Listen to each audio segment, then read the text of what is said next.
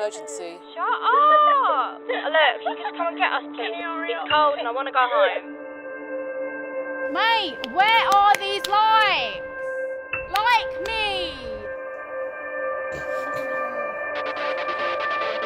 Do you want to get in trouble? No. Then shut up.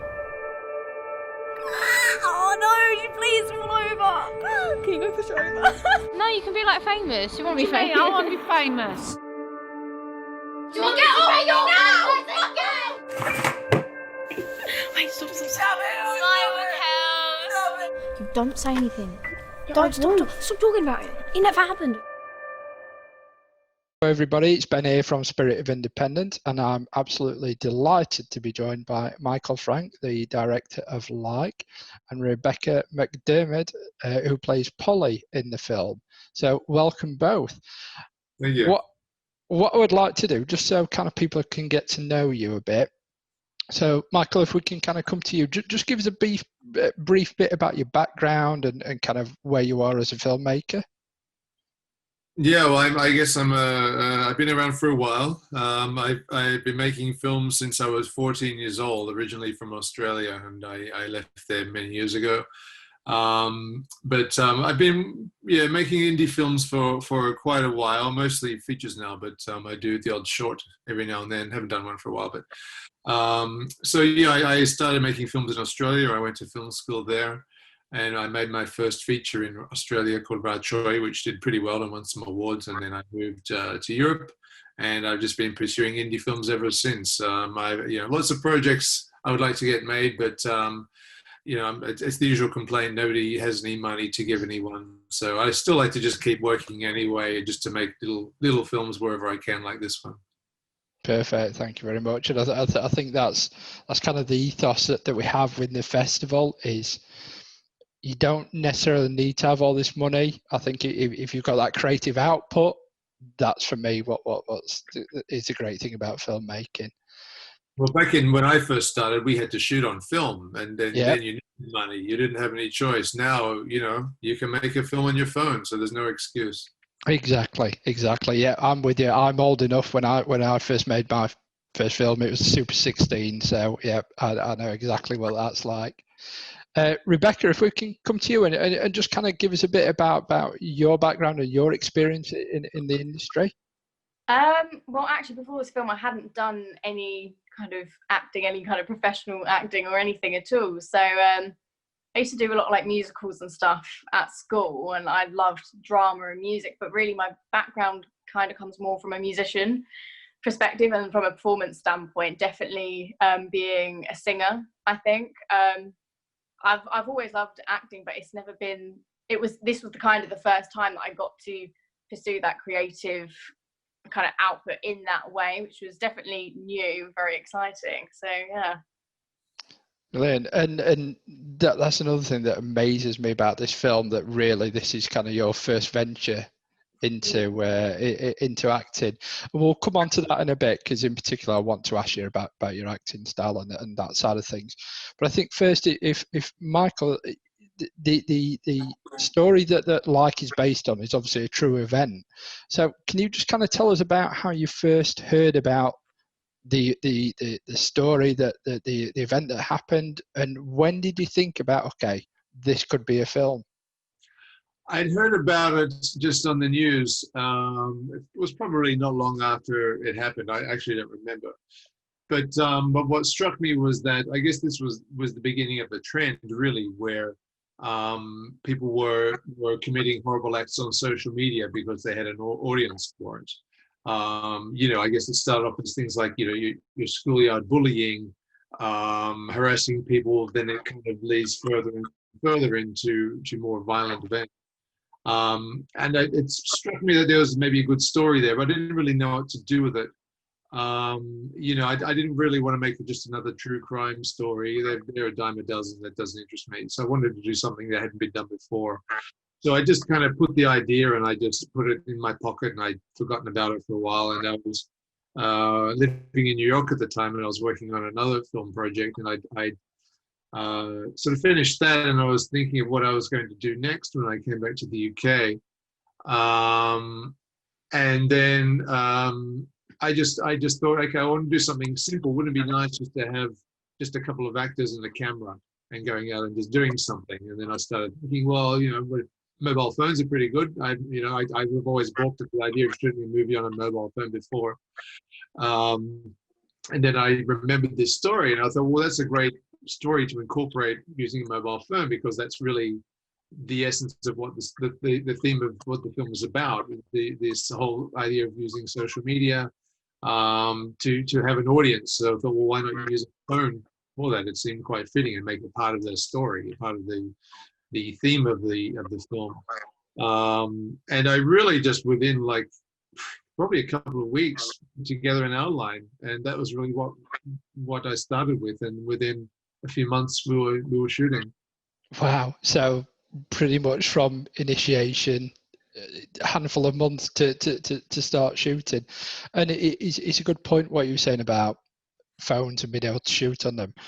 The headline film that we showed last year, Blue Moon, was a film shot in your neck of the woods, actually in New Zealand. Was a thriller that was shot entirely on an iPhone 7, I think it was, and it just shows you where we are now. But kind of coming back to what you're saying about the seed of the idea and developing it. So you've got the idea, you know where you want to go, you've got your outline. What's the next stage for a film like? Is it a matter of writing a script, or did you keep it a lot more flexible? We just stuck with the outline. That was it. I knew that if I tried to script it, it just wouldn't have that sense of authenticity. I wanted to make it look like we were watching, the audience was watching actual live stream videos, like the kind that you might see on YouTube or that you watch on Instagram Live or something like that. So I knew it couldn't look rehearsed. It had to come across as being really rough and authentic. And I know as soon as you start trying to script dialogue, that goes out the window. It's just going to look like something that's been prepared and performed. So what I wanted to do was really just stick with really just the basic outline. So really that was, I think it was probably like maybe 2 pages, Rebecca, 2 or 3 pages. And each scene was maybe a paragraph with 1 or 2 sentences. And that was it. The structure was really based more, I guess, more like along the lines of the true story, if you think of like a logical flow of what happened. And that was really how it was structured. But I kept it fairly loose because I knew that I wanted to try to flesh out the characters with whoever I cast, to give it a sense of authenticity, to have the input from teenage actors who I mean, I can't write teenage dialogue. I don't know. It's going to sound like a middle-aged man writing teenage dialogue. Yeah. So I knew that I was going to rely on the input of the actors to convey what the characters would say and do at particular times, and just to try and give it that sense of authenticity. So yeah, there was never any hard script. It was just really the outline that I created to begin with, and then we once the girls were involved, we spent a lot of time just going through all the scenes and just trying to build upon that, incorporating their ideas into what I. I just seem to keep losing you a bit there, Michael. But it's all right. We'll plough through. So I'll come on to you in the casting process in a minute, but Rebecca, if we can just kind of come over to you and you tell me about, I guess, how you heard about the film and how you ended up kind of approaching, I guess, auditioning for it.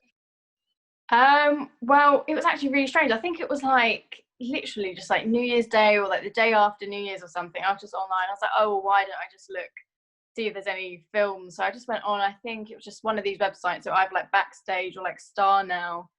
But I didn't want to pay for the membership. So I found out that Michael was directing it. So I just sent him an email and I asked him, I was like, oh, like I hear that you're making this film. I'm really interested in like being a part of it.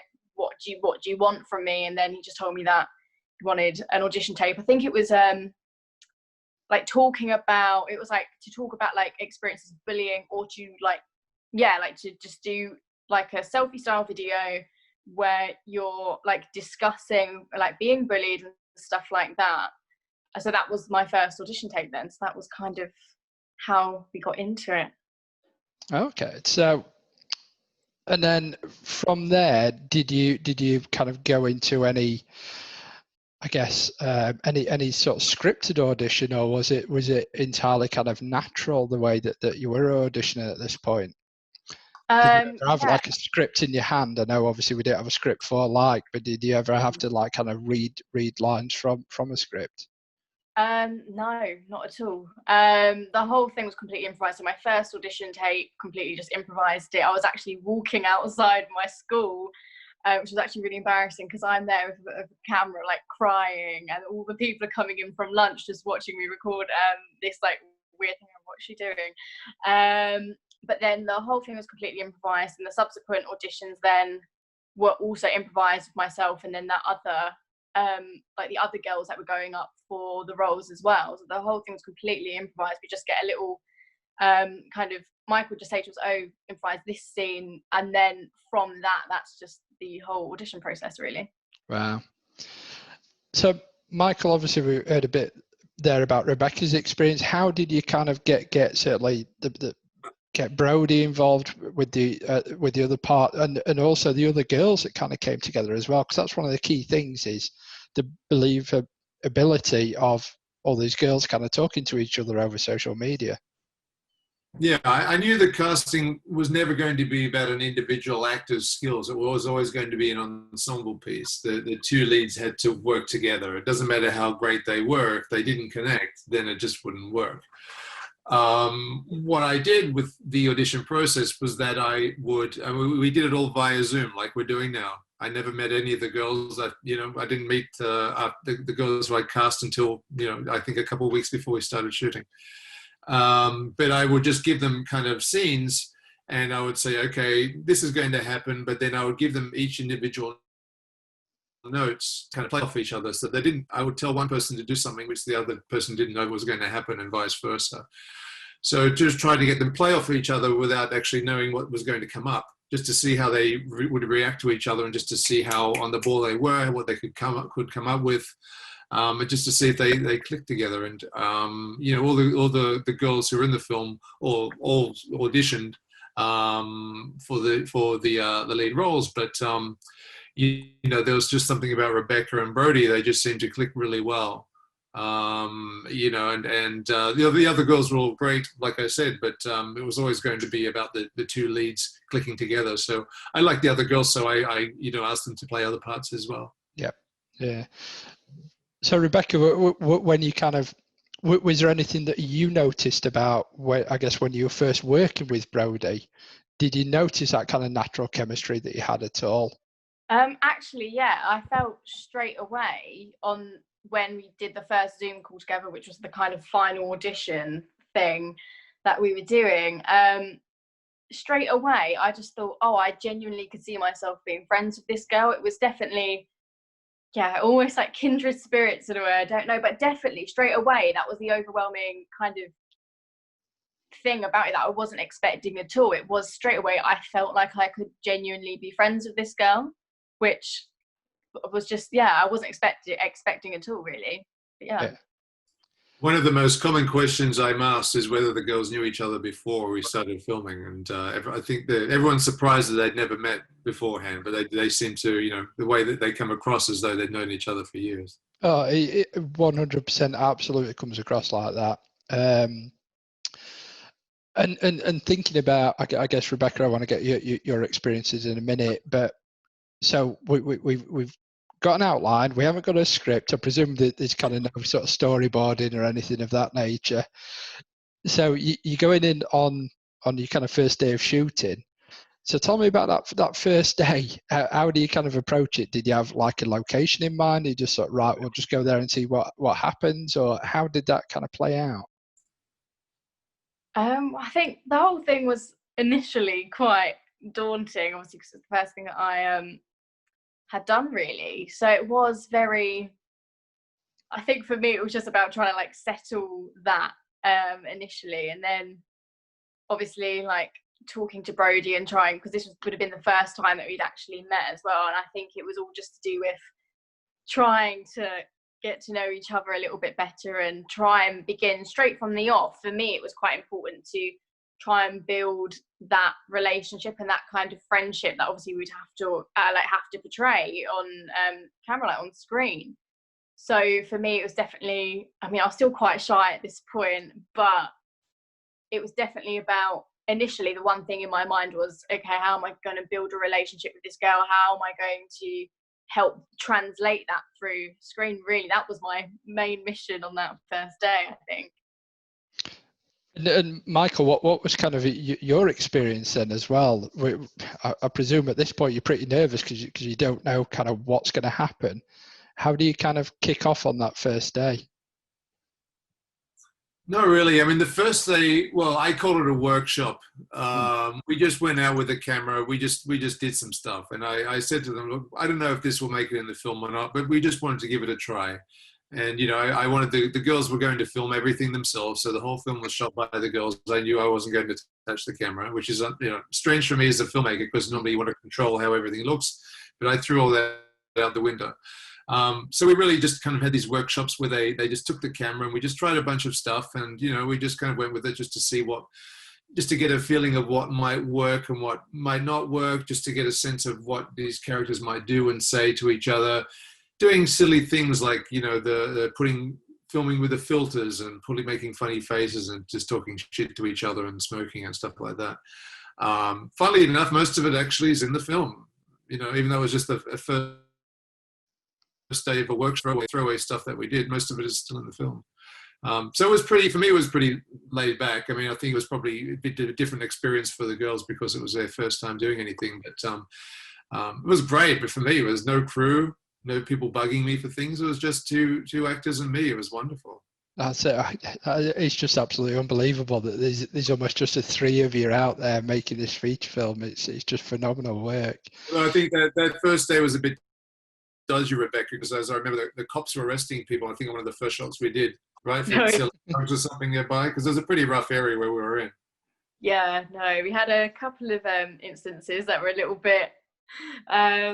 Yeah, but it all added to the film, I think, anyway. So it all just kind of added to like our experience, obviously, like being out literally in the street with people watching us going, what on earth are you doing? Which whenever you see any teenage girl on the street filming or like a little selfie style video for Snapchat or anything, you are thinking, what on earth are you doing? So to have that going on in the real world around us, people honestly staring at us in the street like we're absolutely crazy, or just having strange stuff like that, people getting arrested and drug busts going on everywhere around us, which is very authentic, I felt, yeah.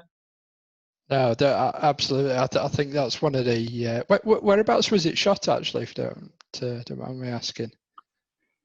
It was all just around London. Yeah. We did a couple of things in Leighton Buzzards. Yeah, it was mostly all around London area. Yeah. Not in Hartlepool, which is where the real incident was set. We just did it locally. Yeah. No, I know Hartlepool well. Obviously not that well, but yeah. And I think that point that you're making about having the authenticity of stuff going on around you, I think is a really key factor, especially for people going out and making stuff. Think about the location and don't stage it as much. I think that's what one of the big mistakes that I see some younger filmmakers doing is going and dressing up a set and because I want it to be in such and such a way. I think that the natural factor will add so much more to your film. So was there a point in the filming, Michael, that you, when you were seeing Brodie and Rebecca's kind of interaction, that you thought, this is it, we've got it? And was it pretty early on? It was really scene by scene. I mean, I was pretty comfortable with them all along. Just from the auditions, I knew they were going to be able to do it. And it was just such a filmmaker's dream to really not have to do much with them. It's like, here's the camera, go film something weird, you know, and most of it was great.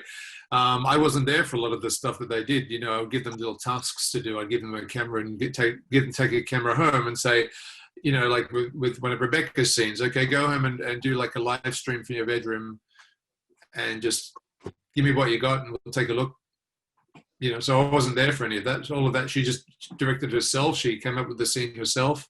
And, you know, it was hilarious. You know, the mum walks in on the middle of a live stream. It was brilliant. Loved it.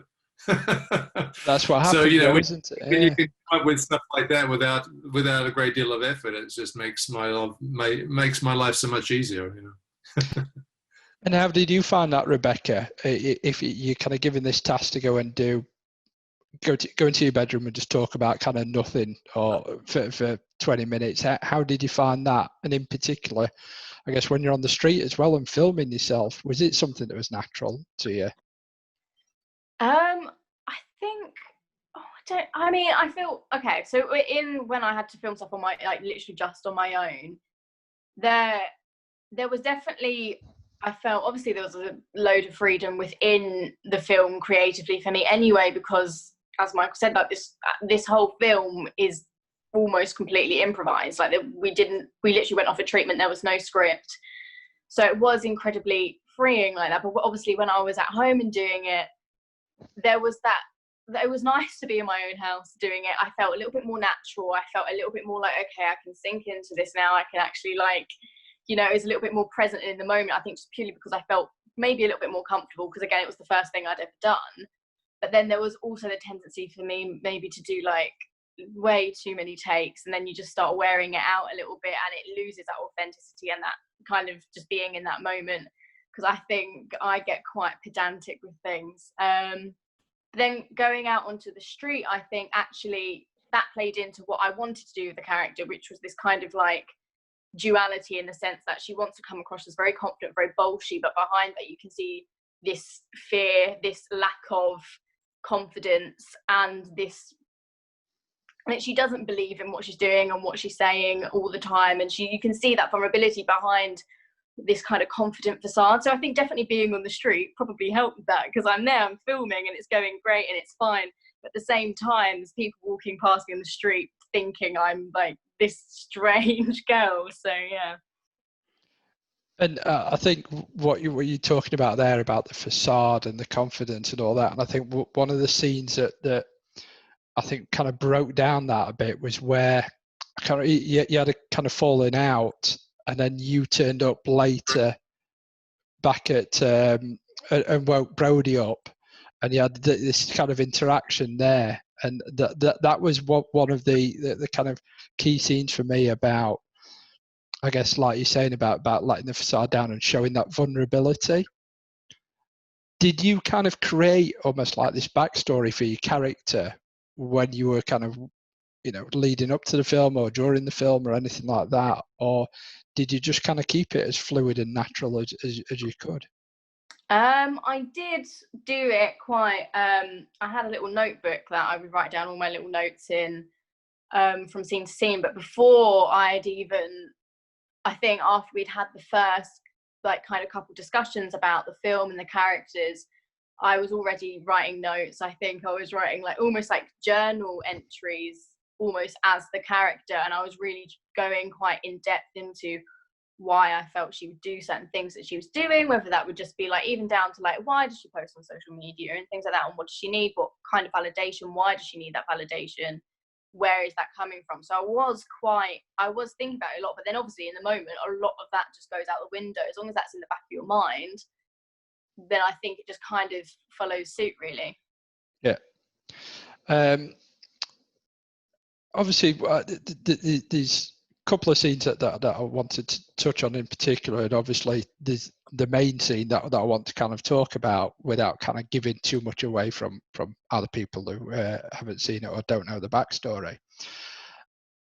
The scene in the flat then towards the end. How do you kind of approach doing something like that? Because obviously we know the conclusion, we know what's going to happen. Was that the kind of most constructed scene within the film that you did, Michael? It probably was. I intentionally left it until as late as possible. I needed to be very careful, because when you're doing scenes of violence, you often have to prepare a lot for those. The last thing I want is for anyone to be hurt, or to have any kind of accidents, or have anybody emotionally scarred. So we did talk about it quite a bit, and we did prepare for that quite a lot. You know, we had to try and plan how we're going to do it, so we weren't going to injure anyone, but also we still had to try and make it look authentic, along with the same kind of tone that we'd had through the rest of the film. We did sit and watch some, you know, some rather horrible videos online of things like bullying and people, you know, who have posted videos of them beating other people up or whatever, just as kind of a reference, not to really try and copy anything. But one of the things that, you know, that seemed apparent was most of them were pretty terribly shot. So it's often hard to see the violence, but you know what's going on, or you can hear it. So I wanted to try and utilize that. So I wanted to keep the violence to sort of a minimum, but still have it effective. So, you know, we had to be careful with those scenes, but they were the most prepared scenes of the whole film, I think.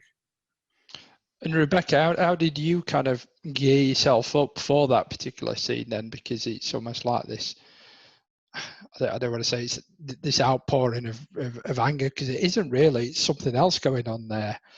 How do you kind of gear yourself up for something like that? Well, I read a book.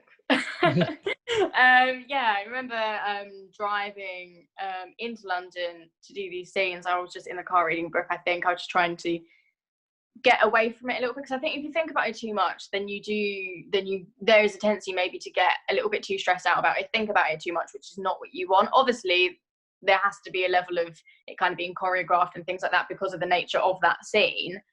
But yeah, so when I got there, that was when I was like, okay, now this is where I'm focusing. But before, I kind of just tried to chill out a little bit, because I think that scene is initially it can feel quite daunting to like go into that. But I think, yeah, I mean, the fact that there obviously has to be that level of it being choreographed kind of helped, because I think initially it's that thought of, well, I don't really know how this is going to go, because the whole film was improvised. Obviously, I knew this scene was going to be a little bit different. But yeah, but I think also as well, I was 17 when I filmed this. I'm 20 now. So I think obviously there's so much like growth since then. I think there were points where I wanted to make a bold choice as an actress and as an actor and just be able to do that. But then obviously I was almost a little bit too shy, because obviously we're working with another actress that I hadn't really worked with before. With Brody, I was a little bit more willing to make a bolder choice because I felt more secure and safe. But I think that was just coming from my age at the time and just being 17. I mean, I'm still young now, but being young then, I think, as well. Yeah, and sorry, you'll have to forgive me because I can't remember the other actress's name that they played. Yeah.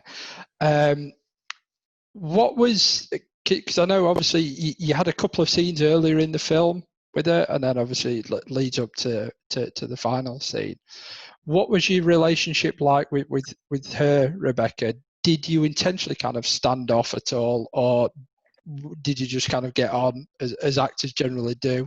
Was there any sort of like method acting involved at all? I mean, Fiona she was lovely, so she was really, really nice. But there definitely was a little bit more of a distance there, and I think that was probably a choice from a little bit method, a little bit, in the sense that to then maybe be too close would have then created almost maybe even more, I mean, yeah, I don't really know about that, but it was definitely more of like a distance and a disconnect. I think that was quite conscious from all of our sides, really, because we didn't want it to be too, I think that would have messed with the chemistry of the scene, I think, a little bit. Yeah. And in that scene then, when you're working with Fiona, and in particular, I guess this is more to you, Michael, how is it that you direct something like that? Is there a way that you can direct it, or will you very much kind of stand off, let's see what happens, and kind of take it from there? No, I think you can't really have too much hands off when you are working with scenes with violence, because then everyone's just going to be doing their own thing, and then those accidents are going to happen. We really did need to have everyone working together, and just to do it in a way that everyone's comfortable. It's not going to cause too much stress, and it's also done in a relatively simple way. I didn't want to have to do any elaborate stunts or anything like that. Just simple but effective. That was really my main intention. For me, the final scene is really more about the humiliation and the verbal abuse. The physical violence to me is very brief, but hopefully it's done in an effective way that it comes across as being very harsh. For me, it was really more about just the girls just letting loose with their anger, with I guess throwing their anger towards another person and just taking it out on someone else, and also just as a way of getting an audience for for the people online who are watching them. So to me, the violent aspects were very brief, but they did have to be really coordinated, and there was no way we could just make it up as we go along. Yeah.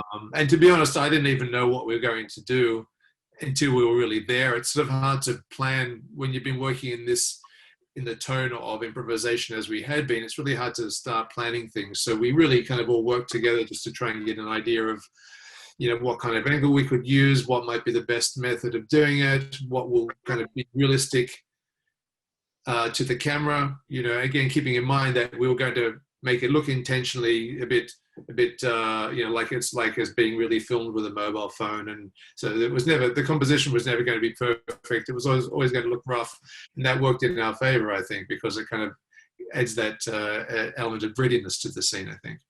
It does, and I think a large part of the impact of that scene is in the editing, which is kind of the next bit that I want to dive into, because you've got all this footage from all these different mediums, if you like. Where do you kind of start with editing something like that together? Taking out the best bits. I mean, that was actually really hard. The first cut of this film was more than 2 hours long. And I knew there was no way, you could sustain a film of this nature for that long. And it was really hard to actually throw stuff away. There's some wonderful scenes that they did. A lot of hilarious scenes, when they're just talking crap to each other. They're just hilarious, teenagers being teenagers. And just their relationship together, just this constant bickering and arguing and then being friends again and arguing and being friends again. There were just some wonderful scenes there, but it was really more about keeping the story moving forward. Often the scenes were great, but they were maybe not that different to what we'd done already or we're going to do later on. So one thing I didn't want to do was be repetitive. I didn't want to have, an hour and a half or 2 hours just girls being stupid and talking crap. So it had to move forward. So, that was really the hardest part of it. It was just choosing what not to put in there. The actual technical editing was not that big a deal. I knew straight from the early days I was going to do it in a very, I guess, non-linear fashion in the kind of the cinema verite days of Godard, where you're doing a lot of jump cuts and everything like that. So it didn't really matter if there was a bad continuity or shots didn't match. It mattered because it was really just like a montage of these girls interacting with each other. The original cut that I had done, it was all in a logical manner, and the police interviews were right at the end.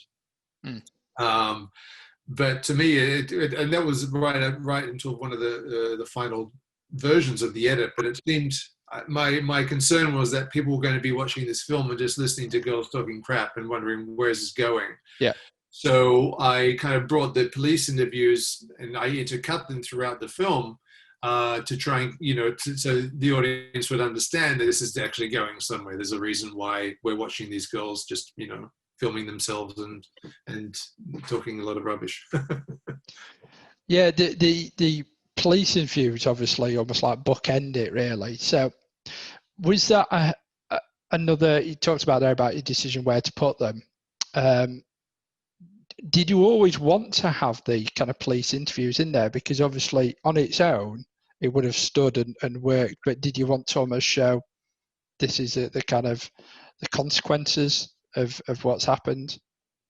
Yeah, it was also really, I guess, a kind of irony. You know, the girls have spent the whole film taking videos of themselves, and now somebody else is taking videos of them, and you know, it's kind of like I guess a cycle, really. You know, and they are now seeing the consequence of what they've done, and you know, the irony is now that they're the ones under the camera for different reasons.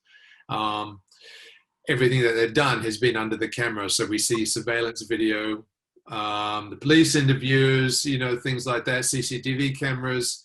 So it's not just them filming themselves, everyone else is seeing them as well. And that's kind of relevant to the true story as well, and how the real girls got caught.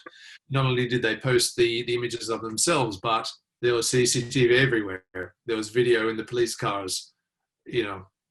So I just really wanted to try and capture that sense of, I guess, you know, cameras everywhere. We're being filmed all the time, whether we film ourselves or somebody else is filming us. Yeah. And what's interesting about those police interview scenes is that it obviously it kind of emphasizes the instability of these girls' kind of mental state as well. And I think without that, the characters would have come across completely different. Was that something kind of intentionally that you were thinking about, or is that almost how you intended it to be? Yeah, absolutely. You know, we are seeing one side of the girls when they're posting the videos of themselves. We see another side of the girls when they're doing their own videos of themselves. Then we see them again differently, like in the police interviews, when they're with different people together who don't know them, and they're showing a different side again, where they are just scared little teenagers, vulnerable teenagers.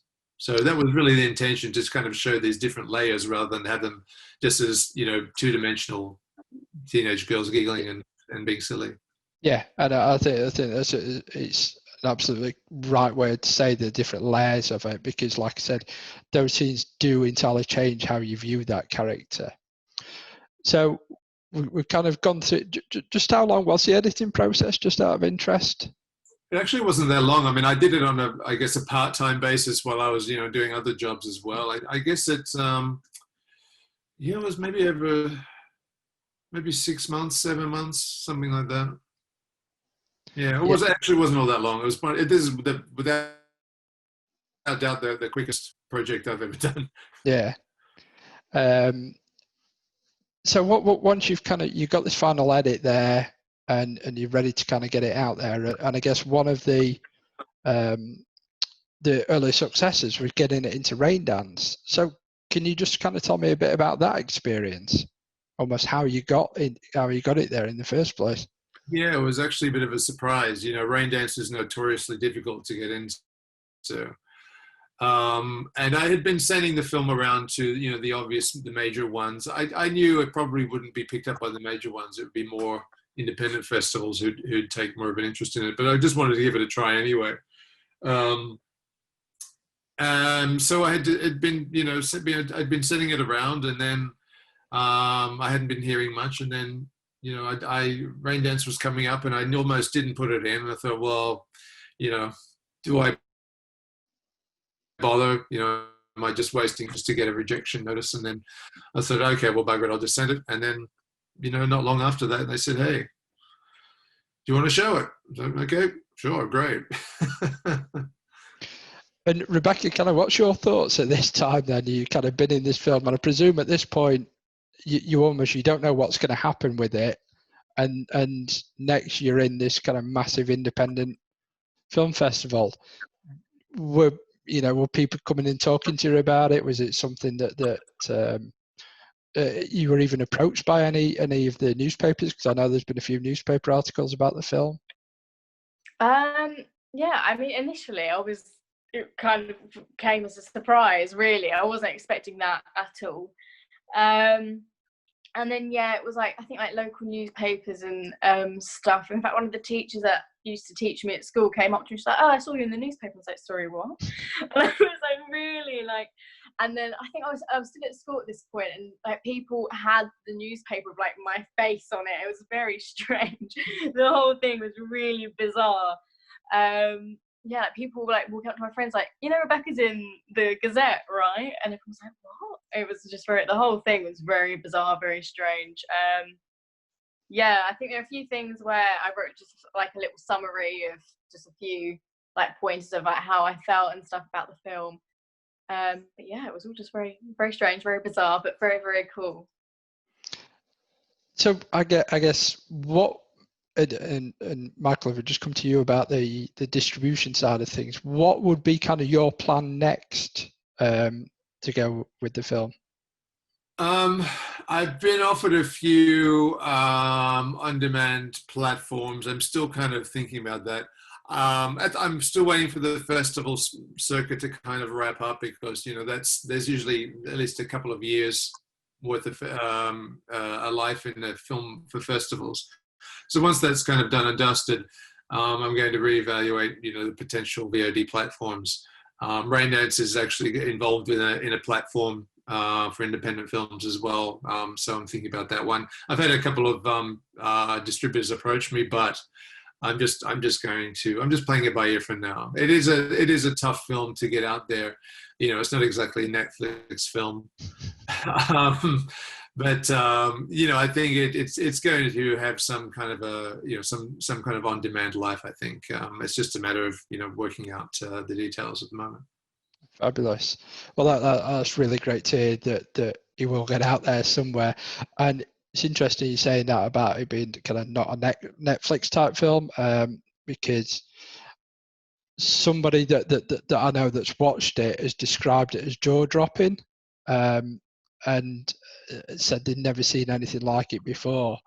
And I guess that feeds into it is a very, very cathartic film in kind of, I guess, A, what it's saying about society, but B, where it leads. Have you ever seen any kind of pushback or anything like that? Anybody come to you and say, this is too much, or this subject matter's too harsh, or it's No, just too graphic? not really. I did have somebody posted a comment on social media who apparently knew Angela Wrightson, the real victim, quite well, and kind of made some slight, not exactly threats, but said if it was if anything was done in bad taste, I would know about it pretty quickly. But that's from somebody who's never seen the film or about it. During, I think, a couple of the sessions, I think the Raindance one, Rebecca, you might remember, I think we had a couple of walkouts during the final scene, because I guess it just got too much for some people. And it's not a film for everyone, and that's okay. I'm not interested in making mainstream projects just for the mass consumer. I want to make something that's a bit more groundbreaking and unusual, and does provoke a reaction, not just to provoke a reaction for the sake of it, but just to kind of make a point, or to tell an interesting and unique stories about very unique characters. That's really, that's the important thing for me. And you're not always going to get favorable reviews or responses, but that's life. I'd rather do that than just make a boring, bland film, for the masses. Yeah, absolutely. Now, and unique. I won't be making any superhero movies or anything like that. No. Well, we're all bored of them already anyway, so that's all good. I'm going to start kind of wrapping us up here. So I guess, Rebecca, if I can just come back to you, and what I want to understand is what you've almost taken from this experience, and almost where you want to go with it next. So how did you find the whole thing? Is there any kind of advice as well that you give to people who wanted to perhaps go out and do some acting? Gosh, I don't really feel qualified to give that kind of advice, but yeah, the whole thing's been a whole learning curve, really. The whole thing. I've learned so much from doing that film. I think just as an actress and just beginning to learn how to act in a way that can be convincing, and it made me really think to myself, like, actually this is something that I do genuinely enjoy doing as well, and then go on to try and I've done a couple of workshops and things, and then just go out for other auditions and stuff. But any advice, I think, yeah, just go for it. Because I mean, when I auditioned for this, I did not even think I was going to get it. It was literally, I was like, yeah, sure, whatever. I'll just like send it off. Just, I think it is just genuinely send off everything and anything. And if you want to do it, then do it. There's nothing really, because it can be the things that you just don't expect anything to come from. I mean, the first kind of, our premiere was at Rain Dance, which I just wasn't expecting at all. So I think it is just that, but also relax about it. Really just think about who you are as a person and what you can bring and the empathy that you can then bring to that. No, it's great advice. And I think as far as filmmaking goes and kind of for first time or inexperienced filmmakers and actors and anybody else who works in the industry, I think just go for it is probably the best advice you can give anybody. So you're absolutely right in that respect. And Michael, I guess for you, what's been your biggest, I don't want to say kind of learning experience, but what's been your biggest takeaway from the film? That you really can make something out of nothing. I mean, I've sort of been doing that for a long time anyway, but this is really making something out of nothing, a mobile phone, and that's it. So it's really not to, I guess a lot of filmmakers now are more interested in the latest cameras. It's all about the big cameras and the big equipment. That's not what it's all about. It's about, it's a story. It's about people. It's about interesting characters. And if you can do that with a mobile, you can do it with a GoPro, you can do it with anything now. There's no reason not to make an interesting story and a unique story. And that's really to me, what filmmaking is all about, is to do something that hasn't been done before, or do something in a way that's unique and engaging, and really kind of sets its mark and is something that's going to be remembered in the future, rather than just be people watch it and forget about it. Needs to be something that stays with the audience, I think. So I think that's really the key to making interesting films. Unfortunately, independent film is something that's not it's really struggling at the moment, especially with pandemic. But as long as people can have access to any kind of cameras, again, back in my day, if you wanted to edit a film, you had to print the film off. You had to have a big reel-to-reel Steamback and Steambacks, yeah. Oh yeah. Now I edit my film on this thing here behind me, or on this laptop I'm using now. Anybody can do it. Yeah. So, it's open to everyone now. So that that's a great thing. Absolutely, and I guess that's what we want to help promote with the festival. So from my perspective, it was like I was saying earlier, Like was pretty much first or second feature that I saw, and again, there's been a handful of features that I've watched, and straight away I knew that I wanted it in, and I got that straight away.